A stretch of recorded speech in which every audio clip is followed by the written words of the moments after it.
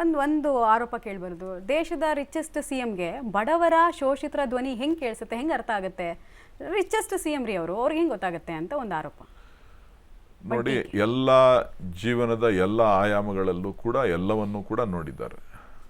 ಅವರಷ್ಟು ಗ್ರಾಸ್ ರೂಟ್ಗೆ ಹೋಗಿ ಕೆಲಸ ಮಾಡಿರುವಂಥವ್ರು ಯಾರೂ ಇಲ್ಲ. ನಿಮಗೆ ರಿಚೆಸ್ಟ್ ಸಿ ಎಂ ಅಂತ ಕಾಣ್ಬೋದು, ಇರ್ಬೋದು, ಆದರೆ ಎಲ್ಲ ಹಂತಗಳಲ್ಲೂ ಕೆಲಸ ಮಾಡಿದ್ದಾರೆ, ಎಲ್ಲ ಆಯಾಮಗಳಲ್ಲೂ ಚಿಂತನೆಯನ್ನು ಮಾಡಿದ್ದಾರೆ. ತಾವು ನೋಡ್ತೀರಾ, ಉತ್ತಮವಾದಂಥ ಆಡಳಿತವನ್ನು ಈ ರಾಜ್ಯದ ಜನರಿಗೆ ಮುಂದಿನ 2 ವರ್ಷಗಳ ಕಾಲ, ಇನ್ನು ಉಳಿದಿರ್ತಕ್ಕಂಥ ಏನು 2 ವರ್ಷ 10 ತಿಂಗಳಿದೆ, ಅಷ್ಟು ದಿನ ಉತ್ತಮವಾದಂಥ ಆಡಳಿತವನ್ನು ಕೊಟ್ಟು ಕರ್ನಾಟಕ ಭಾರತದಲ್ಲಿ ಒಂದು ಹೆಸರನ್ನು ಮಾಡುತ್ತೆ.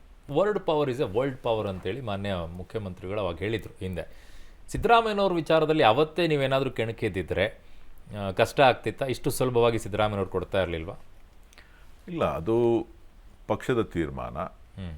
ಅವರು ಕೂಡ ಏನು ಚರ್ಚೆ ಆಗಿತ್ತು, ಆ ಚರ್ಚೆಗೆ ಅವರೇನು ಮಾತು ಕೊಟ್ಟಿದ್ರು, ಯಾರು ಪಕ್ಷದ ಹೈಕಮಾಂಡ್ ಏನು ಹೇಳ್ತದೆ ಅದಕ್ಕೆ ನಾನು ಬದ್ಧವಾಗಿದ್ದೀನಿ ಅಂತೇಳಿ ಸಾರ್ವಜನಿಕವಾಗಿ ಹೇಳಿದರು. ಪಕ್ಷದ ಹೈಕಮಾಂಡ್ ತೀರ್ಮಾನದಂತೆ ಅವರು ಇವತ್ತು ಅವಕಾಶ ಮಾಡಿಕೊಟ್ಟಿದ್ದಾರೆ.